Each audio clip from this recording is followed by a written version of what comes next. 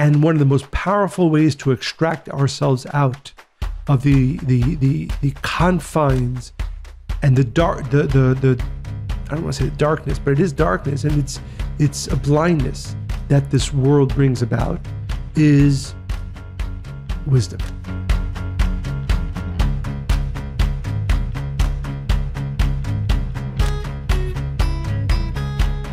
Welcome to the Spiritually Hungry Podcast. I'm just going to get right into it. It's not a bad idea. Our teachers come to us in many disguises, and they will continue to come and go throughout our lives. They arrive as friends or lovers. They may be rabbis or wise elders or children, parents or tutors, or even the taxi driver whose story touched us somehow in a matter of minutes. In those instances, it has the ability to make us rethink our choices, our day, perhaps even big picture decisions. And when we come upon one of our rare great teachers in life, we're never the same again. Learning from them is like seeing in color for the first time, or like having our first taste of sweetness. These are the teachers who will help us discover ourselves in ways we never knew possible.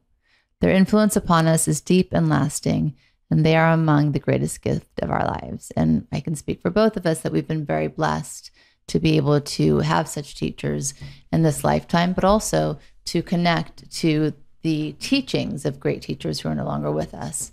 And that I don't take for granted, because it's not a given, and many people don't even have the desire or the ability to recognize the absolute strength and transformation that lives in those words. Yeah, and it's funny, I wonder, we take it, I mean, you take it for granted, the importance of teachers and the importance of wisdom. I'm sure there's many people out there who don't necessarily see the necessity, right? Learning we take it for granted? No. We understand how important it is. But we don't take it for granted. No, that. Let me finish. Well, try to be clear.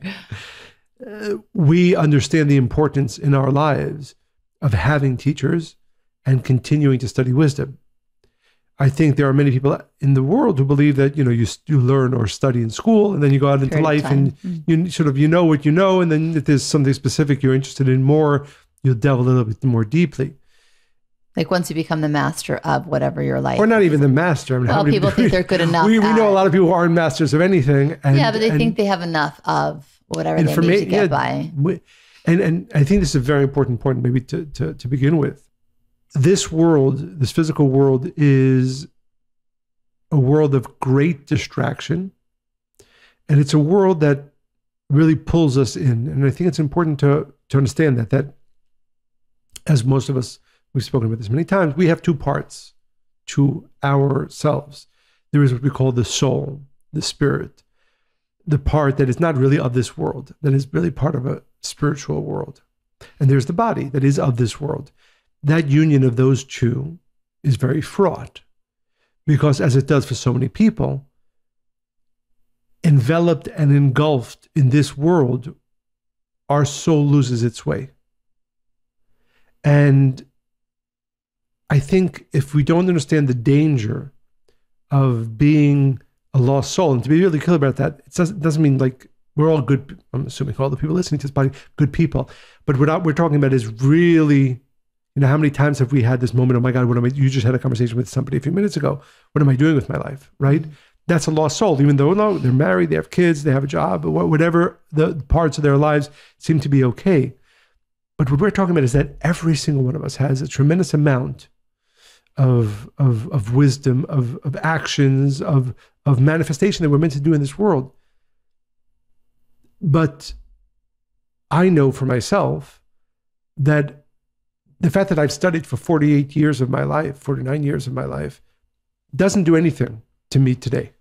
And yes, of course, it's a strong foundation, but I know that I desperately need new wisdom, inspiration, not just because I'll understand something more and new about myself, about my life.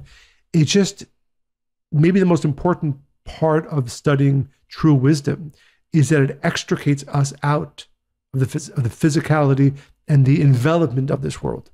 1,000%. I think the only way a teacher can continue to be a powerful teacher is if they are continually being a student. I don't think you it's never something you're supposed to outgrow. You can. And again, I think what I want our listeners to really receive is the fact that if you're not, I can say this about myself and I could say this to every single one of our listeners, if you are not gaining new wisdom, true wisdom every single day, you're lost. Now, what does that mean? It doesn't mean you're not a good person. It doesn't mean you're not going to have a good day.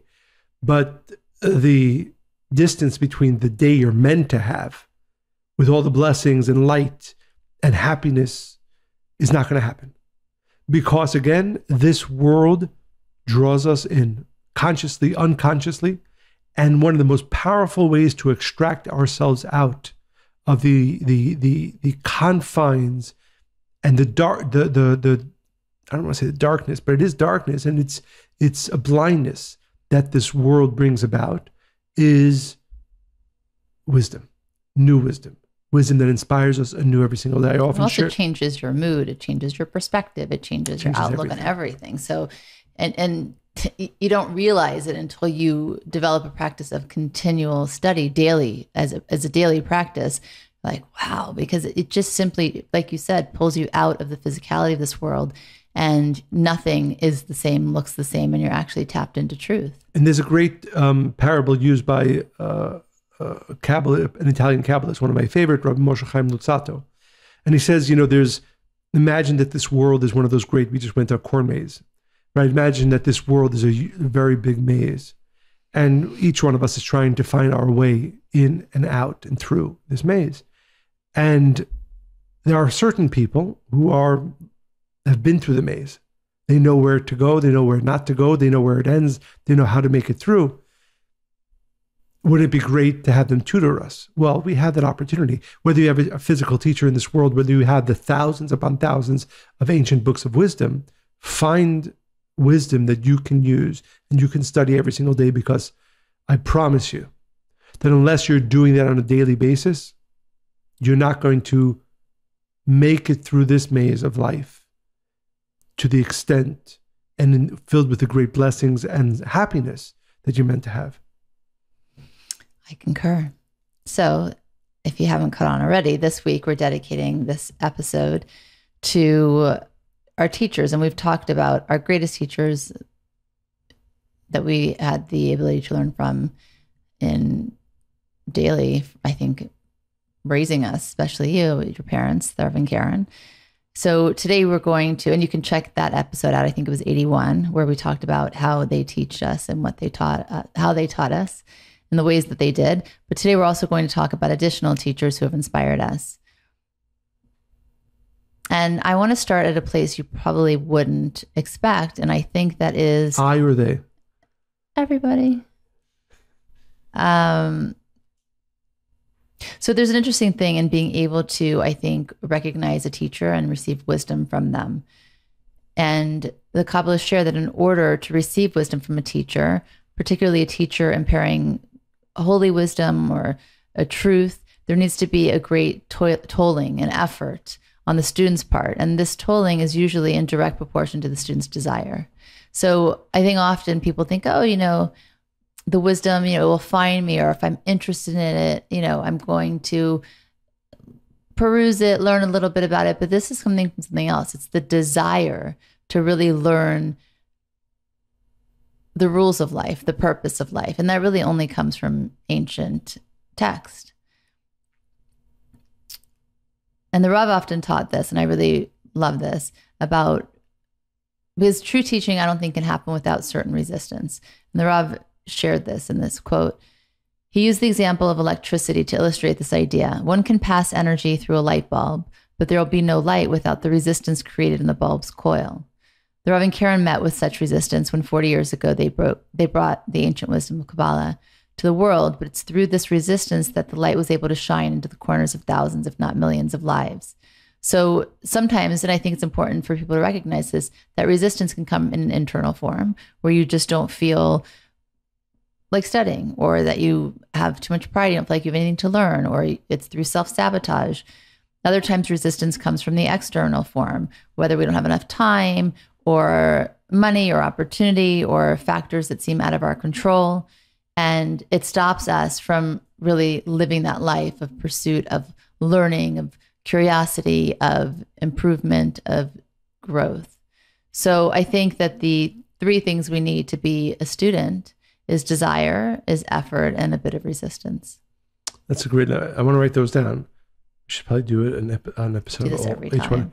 one. Desire, effort, and resistance. They're the key factors. So, yeah. And being able to receive teachings from great teachers, because sometimes we'll be about great wisdom or a great teacher. And again, for some of the reasons I mentioned and maybe other ones, we just don't even recognize it. Or in fact, we run from it, right? How many people run away from things that are so powerful and true? Right. I think it's such an important point. And I've often shared this idea that, people, when they think about a teacher. Say it again. Okay. I've shared this idea. I've shared this idea many times that sometimes when people think about a teacher, it's somebody's going to make me feel good. And that's true, hopefully. And by the way, to be clear, when we say teacher, it doesn't necessarily mean a teacher, right? It could be your husband, it could be your wife, it could be a child, children. It could be your friend, it could be somebody you bump into in the street. But one of the ways to actually know whether you're fulfilling your life's mission as a student is whether you're willing, desiring, able to hear the tough messages. Because I know many people who would, who enjoy, things that I share or things that I teach, but I know often that they would not be very happy if I actually pointed something out to them that wasn't as it should be, or things that they need to change. But if we look at life as at its core, its main purpose to change and to grow, and we also know that we are often blind to the true parts of us that need to change, then we should be not only open to, but actually desiring to be getting tough messages as well. And again, I think this is something that most of us, when we think about a teacher or learning or growing and changing, it's in the way that I want. But don't tell me anything that's too uncomfortable. Don't tell me anything. And what I find the most inspiring, and I've come across a few people like this, not many, people who are so true and pure in their desire that they really want to hear the tough stuff. And they come back for more. Yeah. It's rare. That brings us to, how do you find your teacher? And I think that often people think they need to search far and wide for enlightenment, when often it's right in front of us in the places we would never look. And, we hear a lot of jokes about parents, and if I had a better parent, my life would be like this way. I always say it's in bad taste to blame your parent after age 40, but I think now that I've passed age 40, I would put the number a lot younger. And we have older kids now too. So I just think it's in bad taste, generally speaking, to blame, right? Of course, because my point is that you can learn from your parents what to do, but also what not to do. You can learn things that should happen or shouldn't happen. I mean, some of my greatest lessons from my parents were like, oh yeah, note to self, never do that, right? Or that other thing was great. So I think that often we have an expectation of what a parent should be, and therefore we assign them to only be that thing, or they didn't measure up, and so they can't really teach us anything else. So I think it's our job to be aware of the template they're creating for us, and then we can choose how we want to live our lives accordingly or not. Yeah, and I think this is your point, which is also not just about parents, right? It's the understanding that there's a system in place that is perfect for our education and growth. And education and growth, to be really clear, this is until the whole time we're in this physical world. And again, it can be parents, it can be siblings, all of it is actually perfect. And until and unless you're willing to grow and change in those ways, you can be rejecting it or blaming it, like you said. But if you go through life with the view that everybody in it, those who are there for a long time, those who are there for a short time, I can literally point to significant and insignificant relationships that I had in my life. Good, the ones that went well and the ones that didn't go well. Yeah. I learned so much from every single one of them. Well, that's because you were looking for that, though. Hopefully I continue to do that. But I think what we're telling our listeners is that know that everything about your life is perfect for you if you are desiring to grow. Like, imagine a kid, and this happens all the time, who doesn't want to learn, right? And he's forced to sit in class from 8 a.m. till 3 p.m. or 5 p.m. every single day. he's going to have a terrible time. And that will go on from age 5 until, if they go to college, age 21, 22. That could be a terrible life. Somebody doesn't want to learn, who's forced to be in a learning environment, is going to have a terrible life. And so often the reason we're not enjoying life is not because things aren't going as we want them to go. It's because we're not in a learning mode about life. Mm-hmm. And when you understand that again, like I said, unlike maybe in school where the teachers might not be perfect, life is the perfect teacher. What's so interesting when you say that, because in terms of parenthood, I've enjoyed the most of the times when I have been learning from our kids. And that's why I write about them all the time. I mean, really, if I think about the times that I taught them something versus the time I looked, I'm like, wow, this is what they taught me, completely life-changing. And if I have to think back to the time where I first learned from one of our kids, it's still like a little painful for me because it was with David. I don't even think I've told him this, our firstborn. And he's very much, and it's interesting too, because when you look back, once your kids are a little older, you look back at them at age 2 or 3, you could see like their personality peeking out through that little body, right? So he was very curious and he was always moving around and he liked to build things and break them down and build them again. He could spend hours, building cars and blocks. And there's this one cupboard in our apartment that I had water bottles, 1.5 liters. And he used to like to throw them all out and then crawl in the cupboard and then close the door because he could fit in it. And I would let him do this, but it was like an hour of it. And I'm like, okay, David, this is the last time. It was probably 3, maybe 2.5, because he was crawling and he kept doing it and he was laughing. And I remember I got and I was like 24, right? I got I'm like, David, and I kind of raised my voice a little bit and he got this lump of lip with tears in his eyes. Aww. And he looked at me and then he looked down and he looked at me and then he crawled away like defeated. And it broke my heart. I was like, why would you break his spirit like that? Why did you do that? So what, you had to clean up. So who cares, right? So it was the first chipping away of letting go of my controlling nature and perfectionism, but like, and he just taught me that with what? A look, right? And with the truest, purest look of like, Mom, I'm just playing with the water, And then if I look back and I had to define what each of our kids has taught us, it would be this. So David, with his eagerness to change, not just his ability, but eagerness, like the story I've told before, where he sits around at dinner tables asking everybody, what do you think my worst character trait is? Or what do you think I need to change? Like complete ego annihilation. If I look at Josh, kindness for sure, kindness that is not available to most of us to even behave in that way, which comes naturally to him. I have a ton of examples of how he does that each and every day. Miriam, her independence, but also her self-assuredness. I've shared that story too on prom, right? Prom night. There was a party. She was uncomfortable. She wasn't having fun. She had a headache. And she decided to remove herself and leave whenever she wanted. And I could not have done that at 18. And Abigail with her empathy and her problem-solving ability and her creativity and her love. So, and when all of those qualities, right, I look at all of them and like, wow, I want to be more like that. And how can I be more like that? And if you can imagine, if I just led the role as a parent only and never took the role as a student with my children, how much would I have missed out on? Absolutely. Can you share a relationship or a situation that was negative that taught you an important lesson that you learned? So many of those. I try to forget them. Oh, really? I mean, honestly, if I have to look back at my life, it was really, it's like the movie Pretty Woman, Julia Roberts says, well, the bad stuff's easier to believe. So I remember all the negative things. And for a while I believed them. And then I decided that this is no way to live a life.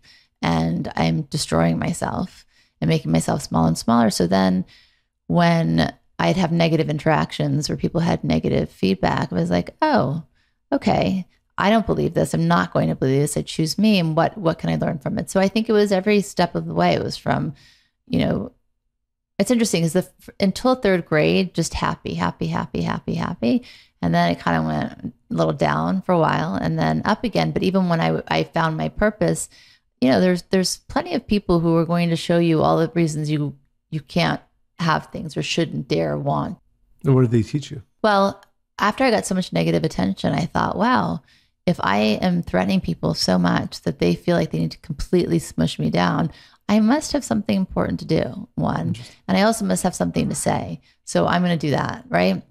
I had never thought about writing books. I had never thought about public speaking. I had never thought about any of the things I'm doing now. And it was only by people telling me you can't do, you're nothing, which people have told me, that it really made me take myself more seriously. Like, why am I such a threat to you?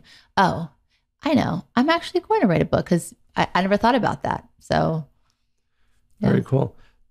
So as I was thinking about this, one of the, for me, I find so exciting is, as I mentioned, every single day, I try not to start my day before studying something that inspires me anew. So I thought of two of what for me were the most inspiring lessons that I learned, literally for me, and I hope for many of our listeners. And you come across a teaching and it was like, clearly this is life-changing.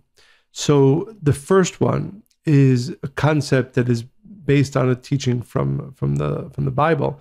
The word hayom, or the word today, is spoken about a lot.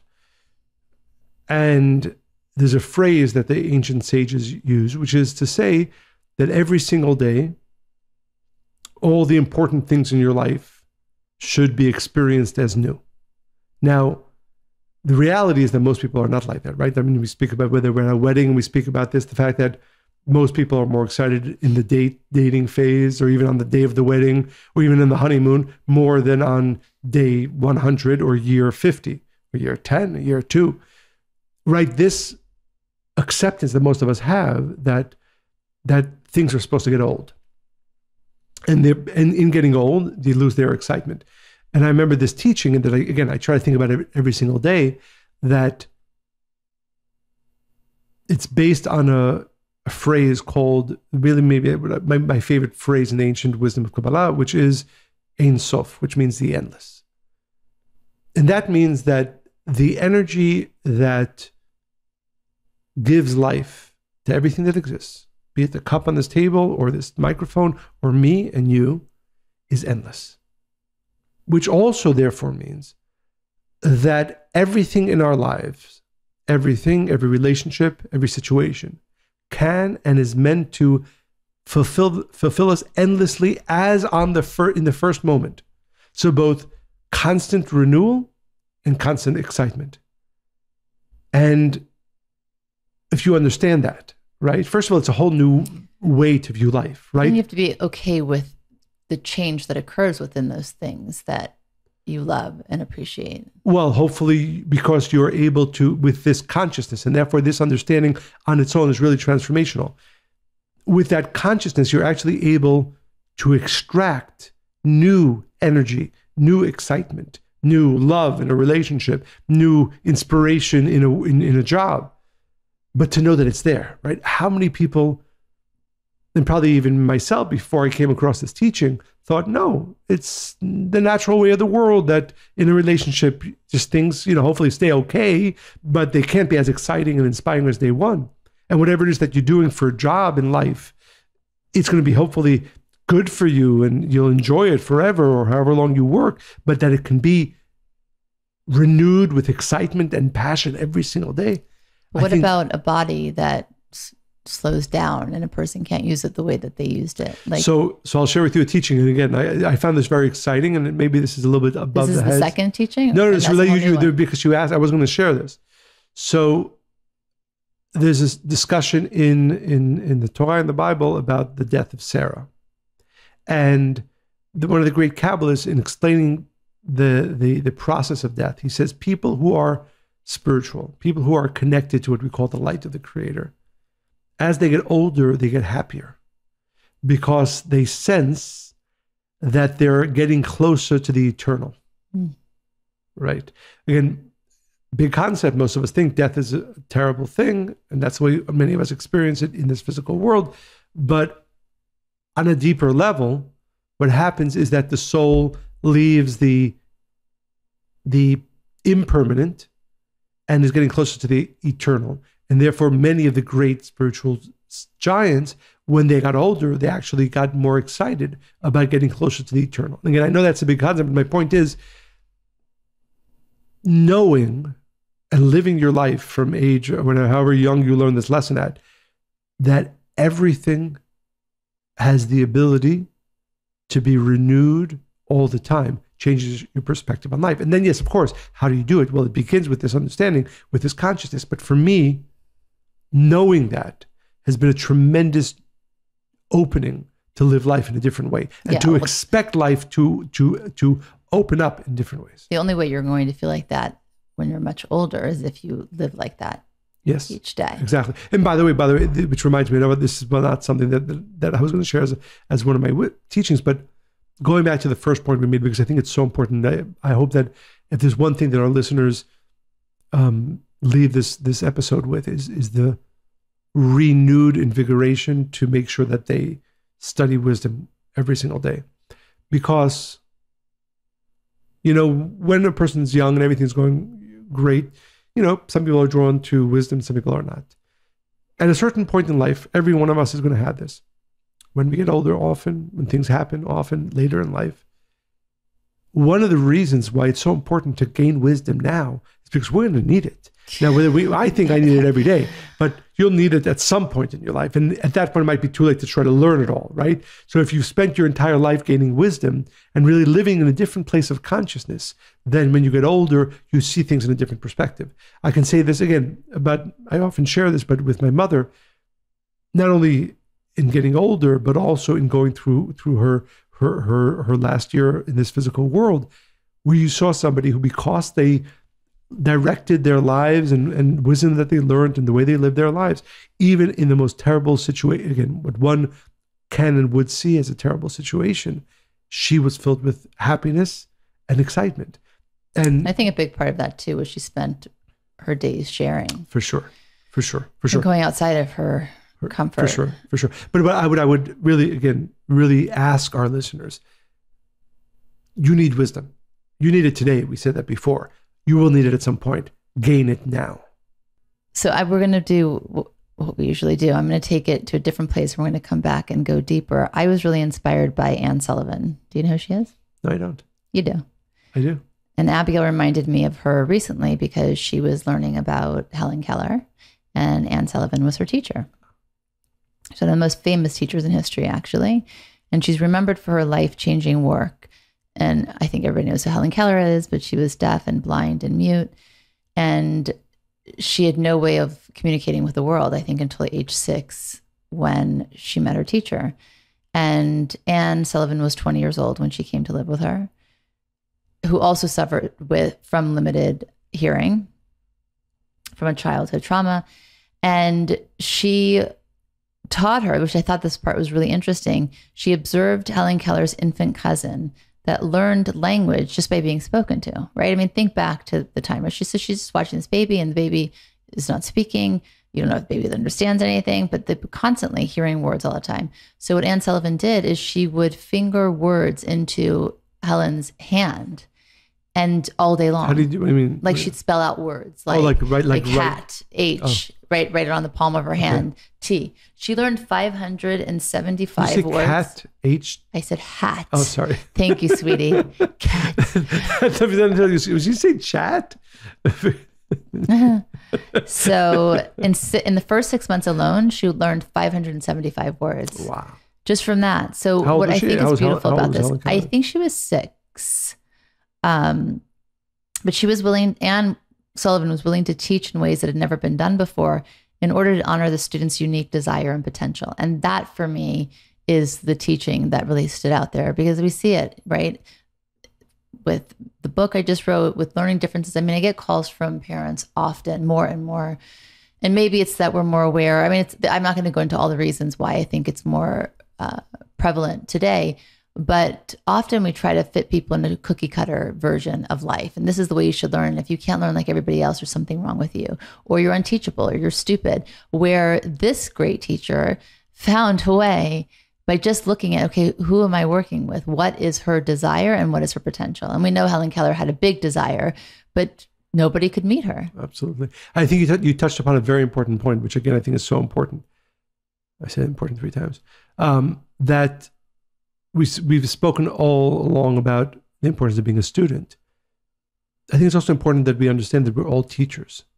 Whether you see yourself like that, if you're a friend, if you're a parent, if you're a sibling, you are a teacher. And wouldn't it be great if the teacher had some wisdom to impart to their children, to their brothers and sisters, to their spouses? And I think too often, again, we assign, they're teachers, he's a teacher. They're the experts. Right, but you have to be a teacher. But you just have to look and have a desire to teach, to do good, to make a difference, to create change, right? And then, of course, have information. But what did she do in the situation? She observed. She had a big desire to help, and she observed something that was working in the world, and then she looked at a problem that wasn't and said, okay, how can I be the change? Right. But again, what I'm saying to all of every single one of you, has that ability. Not only ability, you are a teacher, whether you like it or not. The question is only going to be, what are you going to be teaching? Are you going to be teaching from a place of wisdom that you've been gaining, hopefully at least after this podcast on a daily basis, or are you going to impart, the opposite of wisdom, which also happens often. Stupidity. Yes. I do, because you're taking me somewhere else. I just want to quote Anne Sullivan, because I was really inspired by this. She said, "I'm convinced that the time spent by the teacher in digging out of the child which she has put into him for the sake of satisfying herself, that it has taken root, is so much time thrown away.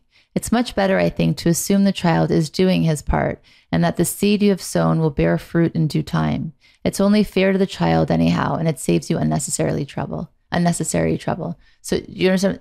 She's saying basically that think that you're not being successful. Times teachers are looking like, what did you learn? They're testing them. What did you get from me? What information did I give you? Right? Instead of saying, okay, I'm trusting that the student's also doing their part and it's going to reveal itself. Like, don't put the cart before the horse. Allow a child to flourish. Plant the seed. Your part is to teach. Allow the student to learn, right? Because I think that's the other part too. Give them their time to learn. Yes. Often if our ego is really involved, because we're talking about what is a teacher, if you're teaching from that place of like, I am the teacher and I am the smartest one and do as I say, and by the way, what have you learned from me? You're also going to be limited in your ability to teach. That's a very important point, again, because I think also often, again, we see it often as parents or even teachers, where you speak about something, you give a lesson, and you're hoping you want to see the results tomorrow or right immediately. And we've seen this often where, again, not always, but the lesson doesn't seem to have taken root. But then a day later, a week later, a year later, 10 years later, suddenly you see, they actually were listening. It actually did have an effect. You have to let a child mature. And not just a child, right? It could be your husband, it could be your mother. For sure. It could be, especially husband.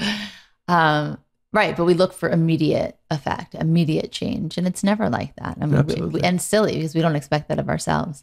So there's one more person I want to speak about. Sure. Again, Abigail inspired me with being obsessed with Harry Potter. So that's J.K. Rowling. I love her story. We've heard different bits and pieces. I'm sure many of you know, British author. She wrote Harry Potter. How many books were there? Movies in the end? 8, 10. We have a movie. How many books? 7 books. Right. Movies. The eighth movie. Yeah. So the 7 books. So the 8th one was not based on the no, it was based on the book. They split the 7th book into 2. Mm-hmm. Okay. And it feels it. You feel it. So she ended up selling 500 million copies. But that's not how it started. This is how it began. Almost as many as The Gift of Being Different. You're cute.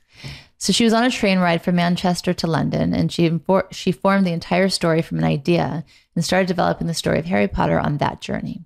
Not a long ride, right?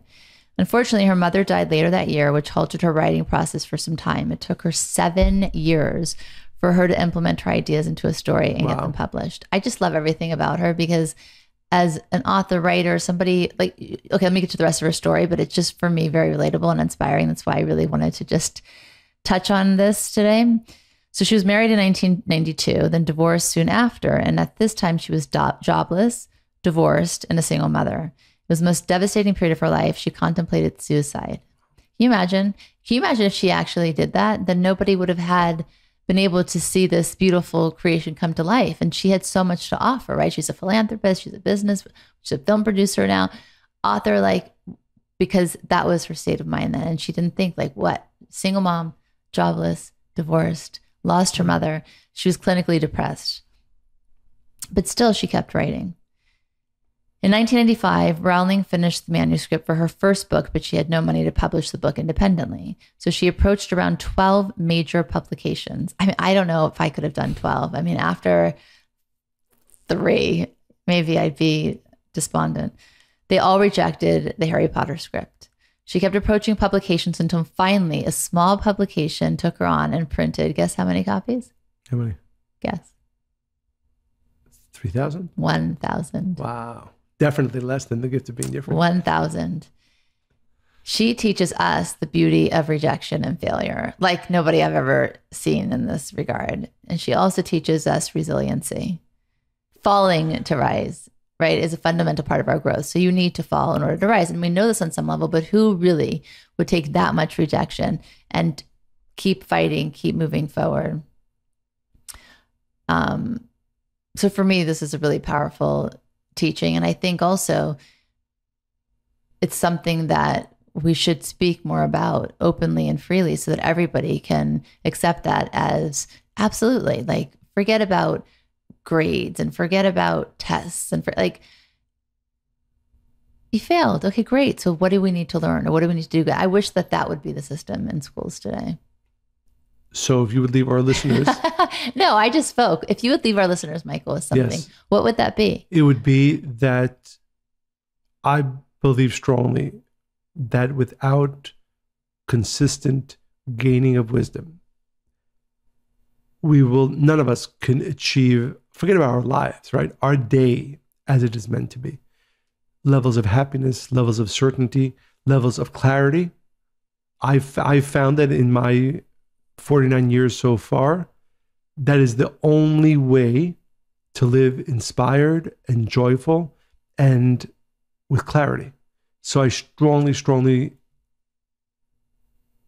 ask our listeners to make studying, again, from a teacher who's in this physical world, from books of ancient teachers, find your daily inspiration. It's necessary. It's not a luxury. And it's not just for people who have the time. And it's not just for people who are spiritual.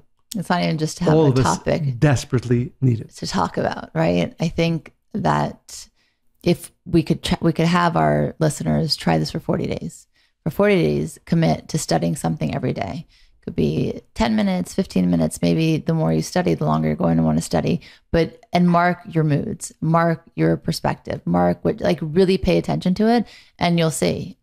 And I would add to that is that especially if things aren't going right, if you're feeling down, if you're not feeling lack of clarity, then that's most of the world. But then also what happens then, I feel better now. And then you stop studying, and it happens all the time. I see it all the time.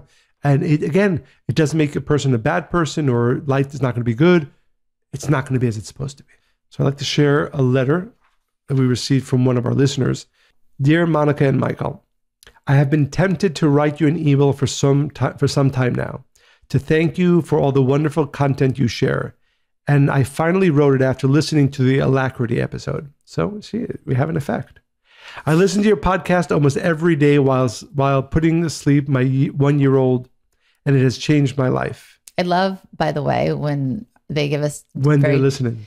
Yeah, when, where, what they're doing. It gives me a visual. I love that. So to our listeners, I'm sure be very specific. Yes.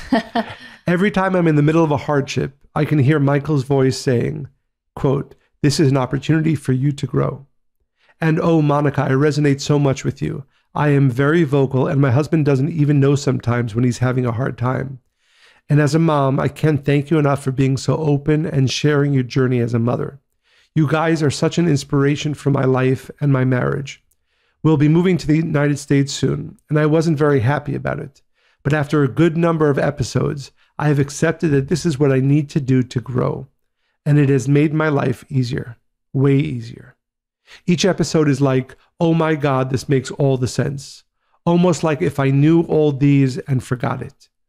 You've opened my eyes to so much knowledge. I can't even describe it. I will be forever grateful because now my baby boy will be able to grow having a more meaningful life and access to all these wonderful tools that Kabbalah has to offer. You are such a blessing. We are very lucky we have access to your teachings. I'm sure the world is already a better place thanks to you. Oh, I love that. Very sweet. Thank you so much for sharing this. And as I remind our listeners every episode, we are inspired by these stories, by you sharing with us, as Monica said, specifically where you listen to the episodes, but also more importantly, what it does for you in your life. So please, please, please make sure to send us all of your stories, comments, inspirations, questions to Monica and Michael at Kabbalah.com. It inspires us. It inspires our listeners. Also, not to forget, support this podcast by sharing it with everybody you know, going to Apple Podcasts, giving 5-star reviews and writing reviews, positive reviews, of course. And as always, I hope you enjoyed listening to this podcast as much as we enjoy recording it. Stay spiritually hungry.